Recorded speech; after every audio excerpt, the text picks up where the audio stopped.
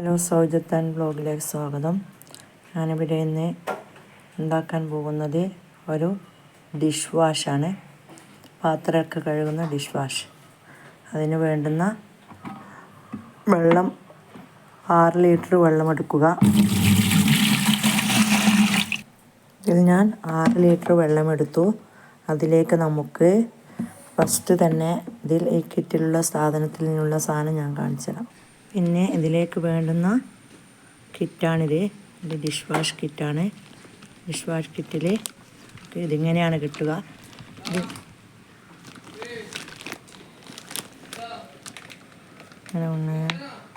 ഇത് സോഡയാണ്. ഇത് first 6 litre വെള്ളത്തിലേക്ക് യോജിപ്പിച്ച് കൊടുക്കണം.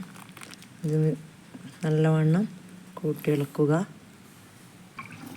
പ്ലാസ്റ്റിക് ബക്കറ്റിൽ വേണം ഇളക്കി കൊടുക്കാൻ. ഇതിലാദ്യം പ്ലാസ്റ്റിക് സോഡയാണ് ഉപയോഗിച്ചത്. നല്ലവണ്ണം വടി കൊണ്ടിങ്ങനെ ഇളക്കി യോജിപ്പിച്ച് കൊടുക്കുക. 10 മിനിറ്റ് നേരം ഇങ്ങനെ ഇളക്കിക്കൊണ്ടേയിരിക്കണം.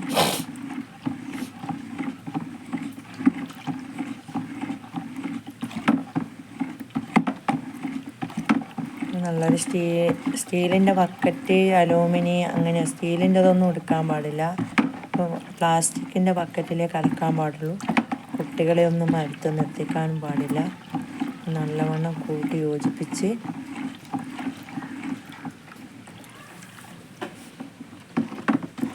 കലങ്ങുന്നത് വരെ ഇളക്കി കൊടുക്കണം.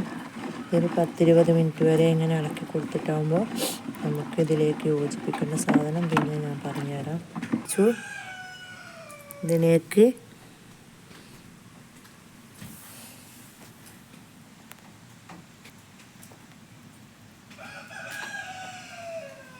ബക്കറ്റിൽ വെള്ളം തെളിഞ്ഞ് കാണുന്നുണ്ടോ നിങ്ങൾ? അത് ഒരു 20 മിനിറ്റ് നേരം നമ്മൾ ഇതിങ്ങനെ ഇളക്കി നല്ല ക്ലിയർ ആയില്ലേ? ക്ലിയർ ആകുമ്പോൾ അതിലേക്ക് നമ്മൾ 1 ലിറ്റർ ഇതാണ് സ്ലറി എന്ന് പറയും. സ്ലറി. ആ സ്ലറി എന്ത് ചെയ്യും? ഇതിലേക്ക് ഒഴിച്ചു കൊടുക്കണം. ഇതിലേക്ക് ഒഴിച്ചു കൊടുക്കുക.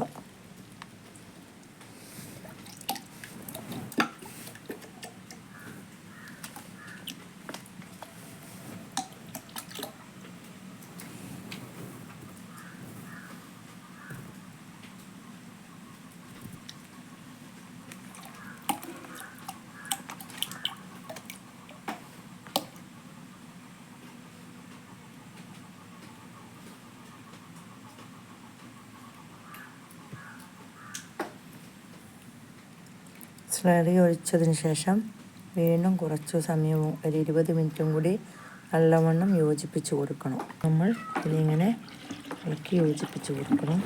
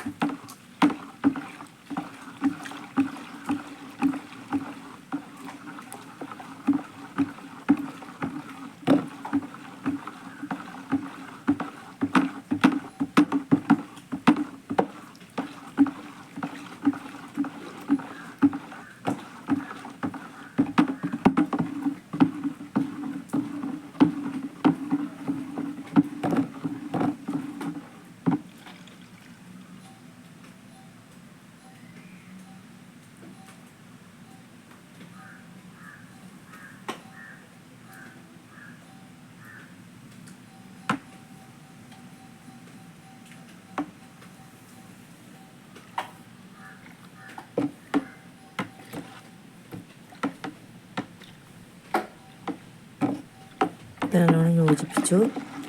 ഇതിലേക്ക് നമുക്ക് കുറച്ചും കൂടി ഇതാണ് സോഡിയം എന്ന് പറഞ്ഞാൽ ഉപ്പ്. സോഡിയം എന്നാണ് ഇതിന് പറയുക. നമ്മൾക്ക് ഇതിൻ്റെ അകത്ത് ചേർക്കേണ്ട സോഡിയമാണ്. നമ്മുടെ സാധാരണ ഉപ്പല്ല, ഇതിൻ്റെ പേരാണ് സോഡിയം. ഈ സോഡിയം കൂടി ഈ ലായനി ഒഴിച്ചതിന് ശേഷം ഈ സോഡിയം കൂടി ഇതിലേക്ക് നമുക്ക് യോജിപ്പിച്ച് കൊടുക്കാം. ഇട്ട് കൊടുക്കുക.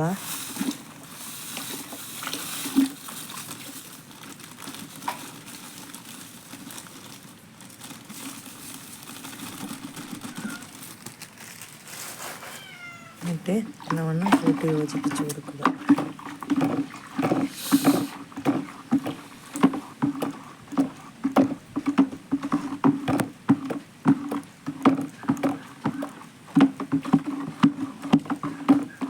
നല്ല കൊഴുപ്പ് വരും. ഇട്ടിളക്കുമ്പോൾ നല്ല കൊഴുത്ത ഒരു ഇതായി വരും. ജെല്ല് പോലെയാവും. ആ ജെല്ല് കൂടുതൽ വെള്ളം എടുക്കാൻ പാടില്ല. നിങ്ങൾക്ക് നല്ല ജെല്ല് പോലെ ആയി വരുമ്പോൾ അതിലേക്ക് നിങ്ങൾ കണ്ടോ ആകുന്നത് കണ്ടോ, നല്ല കട്ടിയുള്ളൊരു ജെല്ല് പോലെ ആയി വരും. അപ്പോൾ നമുക്കെന്താവണം, ഇതിനിങ്ങനെ നല്ലവണ്ണം ഇളക്കി കൊടുക്കണം.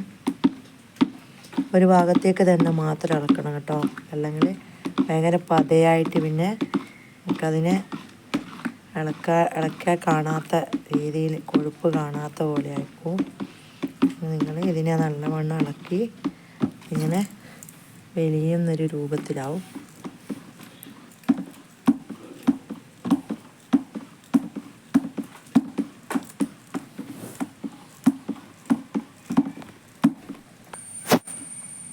ഉള്ള സംഭവമായി കൊഴുപ്പുള്ളതായി മാറി.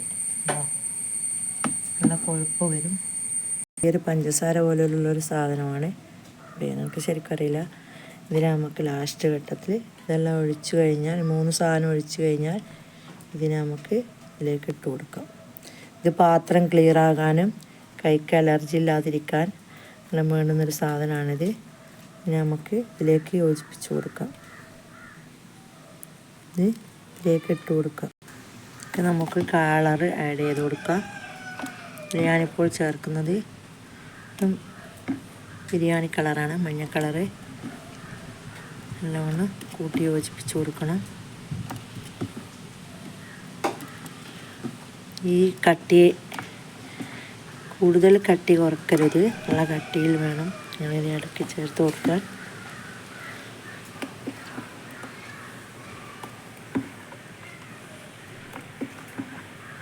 നല്ലവണ്ണം കൂട്ടി യോജിപ്പിച്ച് കൊടുക്കണം. ആകുമ്പോൾ ഇങ്ങനത്തെ കളറാണ് ഉണ്ടാവുക. ഒരു മഞ്ഞ കളറ് വരും.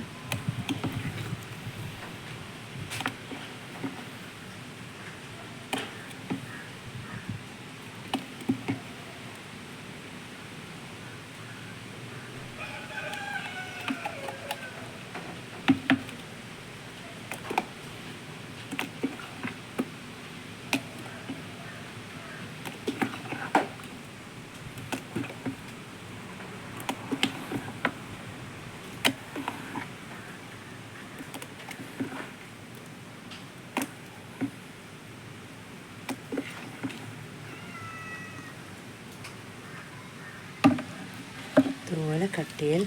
പിന്നെ നമുക്ക് ഇതിൽ ഒഴിക്കേണ്ട പെർഫ്യൂമാണിത്. ഈ പെർഫ്യൂം 20 ml കേട്ടോ. ഇതെല്ലാം ഈ കിറ്റിൽ തന്നെ ഉണ്ടാവും. അപ്പോൾ ഇതിൻ്റെ വില ഞാൻ താഴെ സോഴ്സിൽ കമൻറ്റിലിടാം. ഇതാണ് ഇതിൻ്റെ പെർഫ്യൂം. നിങ്ങൾക്ക് ടൗണിൽ ഏത് കടയിൽ പോയി ചോദിച്ചാലും അങ്ങനെയല്ല, ഇത് കെമിക്കൽ വിൽക്കുന്ന കടയിലാണ് ഇതുണ്ടാവുക. ഇതിനായിട്ടുള്ളൊരു കടയുണ്ടാവും. ആ കടയിൽ പോയി നിങ്ങൾ ചോദിച്ചാൽ ഇതുണ്ടാക്കുന്ന വിധം ഇതിൽ തന്നെ എഴുതിയിട്ടുണ്ടാവും. അപ്പോൾ നിങ്ങൾക്ക് ഉണ്ടാക്കാം. കളർ ആഡ് ചെയ്തു, പെർഫ്യൂമും ഒഴിച്ചു. നല്ലവണ്ണം മണം വരുന്നത് വരെ ഇങ്ങനെ കൂട്ടി യോജിപ്പിച്ച് കൊടുക്കണം.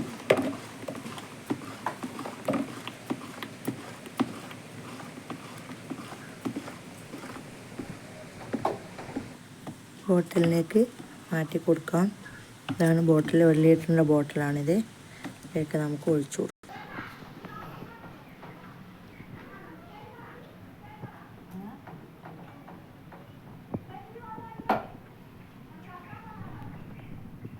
ഇതാണ് ഗൈസ് ഞാനാക്കിയ ഇന്നത്തെ ഡിഷ് വാഷ്.